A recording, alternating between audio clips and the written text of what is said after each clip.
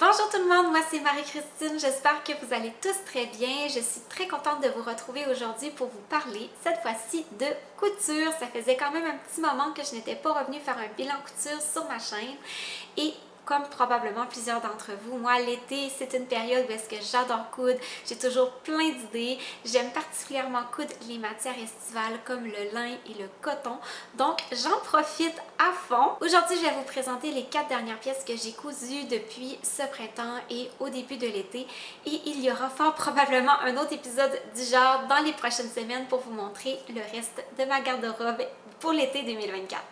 Donc on va commencer tout de suite avec la première pièce que j'ai cousue vers la fin du printemps. Donc c'est une pièce peut-être un petit peu plus de transition.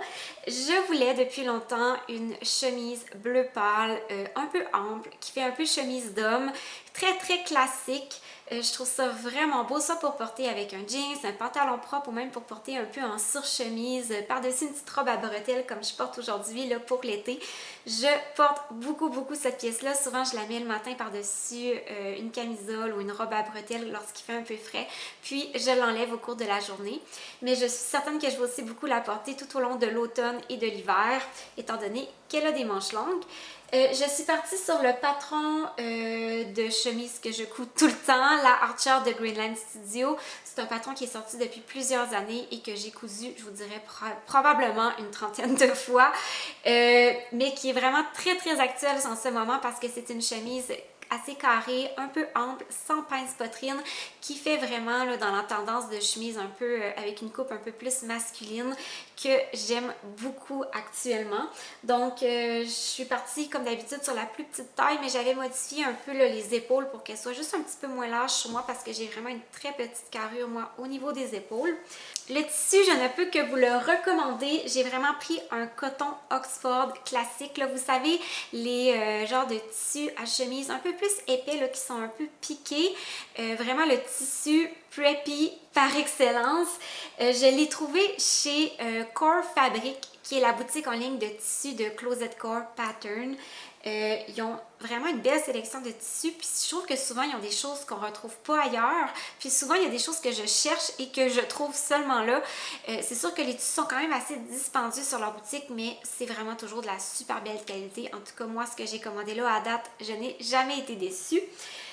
Donc ce tissu-là, ce n'est pas une exception à la règle, vraiment, je ne peux que vous le recommander. Si vous voulez vous coudre ce genre de chemise-là ou d'en coudre une pour un homme dans votre vie, je pense que c'est vraiment un tissu qui est parfait. Il était disponible dans plusieurs couleurs, puis je regrette un petit peu de ne pas l'avoir commandé dans d'autres teintes parce que vraiment la qualité, elle est vraiment très belle. Il est comme juste assez épais pour avoir une belle tenue, mais en même temps, il n'est pas trop rigide. Fait que ça fait vraiment parfait pour une pièce que vous pouvez porter seule ou vraiment en surchemise. Je vais vous montrer un peu les détails. J'ai fait comme d'habitude le yoke à l'intérieur avec un tissu contrastant. Je trouve que ça me permet un petit peu de m'approprier ma chemise puis de reconnaître que c'est moi qui l'ai cousue et que c'est pas une chemise du commerce. J'ai fait la même chose pour les fentes indéchirables des poignets. J'utilise toujours un billet dans le même tissu que l'empiècement à l'intérieur, un petit coton fleuri qui était une chute. Puis je suis allée avec l'option avec seulement une poche ici. Là, je trouve que c'est quand même pratique d'avoir une poche. Puis lorsqu'on la coud, lorsqu'on coud une chemise dans un tissu qui se tient bien comme ça, ça vient vraiment faire des belles poches. Là, je trouve que lorsqu'on coud dans une viscose, souvent la poche a tendance à baver un petit peu.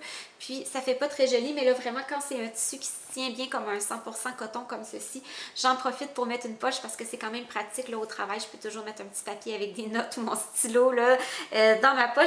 C'est toujours pratique. Donc vraiment 100% en amour avec cette blouse là, je la porte tout le temps. C'est sûr que ça va être une pièce qui va être vraiment une des bases de ma garde-robe que je sais que je vais porter et reporter pendant de nombreuses années. La deuxième pièce que j'ai cousue, c'est toujours avec le même patron, c'est toujours une Archer de Greenland Studio, mais je l'ai beaucoup modifiée cette fois-ci. En fait, j'ai fait les manches courtes et c'est en fait une robe chemise. Ça faisait très longtemps que j'avais envie de me coudre une belle robe chemise, très classique, et je cherchais vraiment le tissu parfait. Donc, j'ai attrapé justement ce tissu-là. C'est le tissu de chez Atelier Brunette, là, les tissus à rayures qu'ils ont. Ça fait, je crois, 2 ans qu'ils sont sortis ces tissus-là, puis je trouvais qu'ils étaient quand même assez dispendieux pour des tissus à rayures, donc j'attendais qu'ils deviennent en spécial. Et c'était un coupon d'1,5 m que j'avais attrapé là, pendant les Brunettes Days, là, les genres de semaines de soldes qu'ils font, là, je crois, 2 fois par année, où est-ce qu'ils mettent en vente des restes, des coupons, là, quand même très abordables. Donc, je crois que j'avais eu celui-ci pour 40%, ce qui valait vraiment la peine.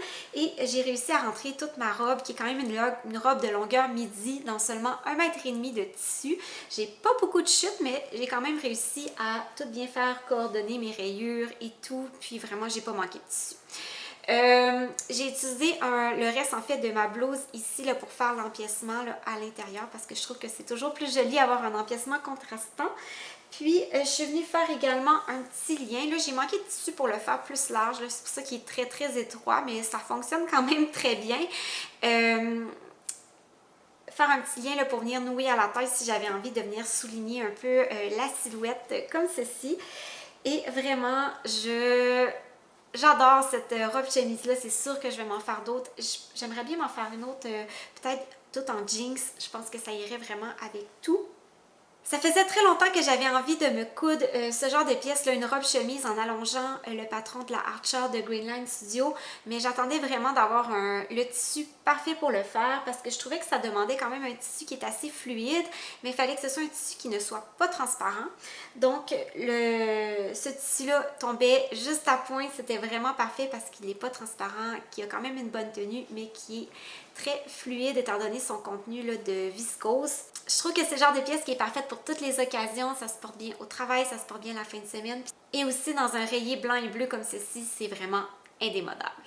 Donc la troisième pièce que j'ai à vous montrer, c'est un petit top à smock tout mignon comme ceci. C'est une pièce qui est très féminine.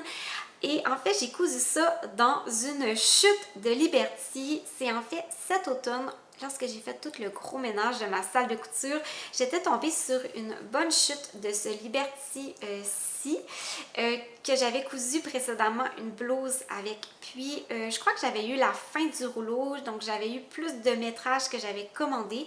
Donc, il m'en restait quand même une bonne chute, mais dans lequel on ne peut pas coudre grand chose.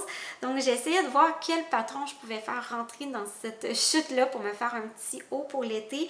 Puis j'ai réalisé que je pouvais rentrer une petite blouse à smock comme ceci. C'est un patron maison que j'ai déjà cousu plusieurs fois. Là, en fait, c'est moi qui ai dessiné tout le patron en me basant sur un tuto sur YouTube. Je vous mets le lien dans la barre de description de la vidéo là, du tuto que j'ai utilisé pour coudre ceci. Puis c'est un petit patron de blouse d'été là, que j'adore. Je pense que c'est ma 4e fois que je fais un top à partir de ce patron-là. Je trouve que ça fait quelque chose qui est très très féminin, mais qui en même temps qui tient vraiment bien étant donné que c'est très ajusté, mais que c'est très confortable étant donné que c'est élastique.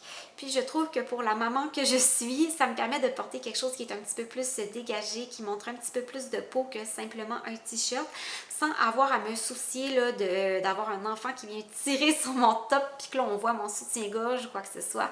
Fait que c'est pour ça que j'aime autant ce petit top-là, c'est vraiment très stable, puis même si on a un enfant dans les bras ou quoi que ce soit, ben ça reste tout bien en place. Donc vous voyez, tout l'intérieur c'est fait avec un petit fil élastique qui vient là, donner là, beaucoup d'élasticité, puis faire en sorte que tout, ça vient bien coller à la peau. La seule petite chose qui me dérange un peu, mais qui m'empêche pas de le porter, c'est que j'aurais aimé ça faire les manches juste un petit peu plus longues pour qu'elles viennent bouffer un petit peu plus. Peut-être les avoir juste en haut du coude, puis les avoir un petit peu plus bouffantes, mais j'ai manqué de tissu, c'était vraiment une chute que j'ai utilisée au complet et c'était vraiment impossible pour moi de venir les faire le plus longues, donc j'ai vraiment fait le maximum que je pouvais. Donc, je suis bien contente quand même parce que ça va avec plusieurs choses que j'ai dans ma garde-robe. Ça va super bien avec du marine, avec un jeans ou même avec du blanc, étant donné qu'il y a des petites fleurs blanches au travers. Donc, c'est sûr que je vais porter beaucoup ça cet été. La dernière pièce que j'ai à vous présenter, c'est ce pantalon qui est un pantalon 100% lin avec une taille élastiquée et une jambe large et droite. Le patron, c'est les June Pants de Helen's Closet et sérieusement, j'adore ce patron. Ça va devenir mon patron préféré pour des pantalons à taille élastiquée. Je trouve vraiment que ce pantalon-là est bien taillé. Il existe des tonnes de patrons de pantalons comme ça à taille élastiquée, puis la jambe large. Puis je trouve qu'il y en a des fois qui sont pas toujours bien taillés. Je trouve qu'il y en a qui sont tendance à être juste un petit peu trop gros, un petit peu trop surdimensionnés. Ou il y en a des fois que la taille vient être comme un petit peu trop froncée, puis là ça fait comme trop de fronce au niveau de la taille. Puis sérieusement, j'ai analysé, j'ai passé peut-être un peu trop de temps dans ma vie à analyser les différents patrons de pantalons en taille élastiquée qu'il y avait sur le marché. Puis j'en suis venue à la conclusion que c'était lui que je trouvais qui tombait le mieux sur un plus grand nombre de silhouettes. Donc c'est sûr, je vous le recommande et je ne suis vraiment pas déçue du résultat final. Je trouve que la taille est vraiment bien finie. Là, il y a comme 2 surpiqûres, une ici puis une là que vous ne verrez pas étant donné que c'est foncé et que c'est marine. Puis on a l'option de mettre un lien. En fait, il y a un élastique, mais il y a aussi un lien là, que vous n'êtes pas obligé de mettre. Mais je trouve que ça fait vraiment plus joli, puis ça permet vraiment d'avoir plus d'ajustement que juste un élastique. Donc, je suis bien contente d'avoir mis le lien. Puis, il y a aussi des poches dans la couture de côté qui sont vraiment très, très pratiques et qui sont aussi très jolies, je trouve. Puis, c'est vraiment un patron qui est facile à coudre pour un premier pantalon. Les instructions de Hélène Closet sont super. Justement, si vous êtes des débutants en couture, ces instructions, c'est comme un petit mini cours de couture. Je trouve que ça se compare vraiment aux instructions des patrons de chez Direndo ou de chez Closet Corp. Pattern. Fait que vraiment, je vous recommande les patrons de chez Hélène's Closet si vous êtes débutant. Puis, si vous êtes plus avancé, vous pouvez tout simplement les lire en diagonale, comme moi j'ai fait. Donc, vraiment, je suis vraiment contente du fit de ce pantalon-là. Puis, je suis aussi très contente du tissu. C'est un 100% lin à rayures que j'ai commandé ce printemps chez Blackbird Fabric. Puis j'ai eu vraiment juste un gros coup de cœur pour ce tissu-là. Je regardais les lins qu'ils avaient reçus parce qu'ils reçoivent toujours des beaux lins, soit à carreaux ou à rayures au début de l'été, qui sont des exclusivités de chez Blackbird Fabric dans des couleurs qui sont toujours très jolies. Puis celui-là, c'était pas le plus flamboyant, mais j'y revenais toujours. Puis j'avais toujours dans l'idée de me faire un pantalon avec ce tissu-là. Je savais qu'il s'intégrerait bien dans ma garde-robe, puis vraiment, je me suis pas trompée parce que ce pantalon-là, je le porte tout le temps. J'ai de la misère à le mettre au lavage parce que je veux toujours le porter, puis j'ai pas envie de le perdre pendant 2-3 jours. Sérieusement, je le porte vraiment tout le temps, tout le temps, tout le temps, dans toutes les situations. Je trouve que pour aller au travail avec une chemise blanche ou ma chemise bleue que je vous ai montrée en début d'épisode, ça fait super joli, ça fait bien avec un t-shirt, ça fait bien avec mes petits tops d'été que je me suis tricoté, ça va vraiment avec tout. Fait que vraiment, gros coup de cœur pour ce pantalon-là. Puis, je voulais juste vous dire, en pensant comme ça, je me suis rendu compte que c'était exactement le même tissu que cette robe-ci que je m'étais cousue l'été dernier. C'est vraiment la même chose là, avec les mêmes rayures blanches et bleu pâle. C'est juste que celui-ci est gris puis celui-ci est marine. Celui-ci vient de chez Blackbird Fabric puis je crois que je l'ai payé quelque chose comme 30$ le mètre. Celui-ci vient de chez Pure Linen Envy puis je crois qu'il était autour de 15$ le mètre. Fait que je vous dis ça comme ça. Il y a quand même une grosse différence de prix. C'est sûr que chez Pure Linen Envy, il n'y avait pas cette couleur-là. Puis c'est vraiment, moi, je voulais vraiment mon pantalon marine. Je regrette pas de l'avoir acheté chez Blackbird Fabric. Mais je vous dis ça surtout pour les lins unis. Il y a exactement la même chose souvent chez Pure Linen Envy pour presque la moitié du prix. Fait que ça faisait longtemps que je voulais comme avoir les deux, puis les comparer. Puis sérieusement, c'est la même qualité de lin, c'est la même chose. Fait que c'est sûr que Blackbird Fabric ont certains imprimés ou motifs qui sont exclusifs à eux dans des couleurs qui sont un petit peu plus punchées, qui sont vraiment exclusifs à eux, que vous ne pouvez pas retrouver chez Pure Linen Envy. Mais il y a certaines choses que vous pouvez retrouver aux deux endroits. Donc sérieusement, je vous dis ça comme ça, mais des fois, ça vaut la peine d'aller chez Pure Linen Envy si vous avez envie de vous acheter du lin parce que ça revient quand même beaucoup, beaucoup, beaucoup moins cher. Donc, je vous dis ça comme ça, vous faites ce que vous voulez. J'adore les tissus chez Blackbird Fabric, mais les lins, vous pouvez trouver moins cher ailleurs. Donc voilà, c'est tout ce que j'avais à vous présenter aujourd'hui pour ce bilan couture. Je serais très curieuse de savoir dans les commentaires de la vidéo quelle est votre pièce préférée parmi celles que je vous ai présentées aujourd'hui. N'hésitez pas à me laisser un petit pouce si vous avez aimé la vidéo. Je vous dis à bientôt. Bye bye!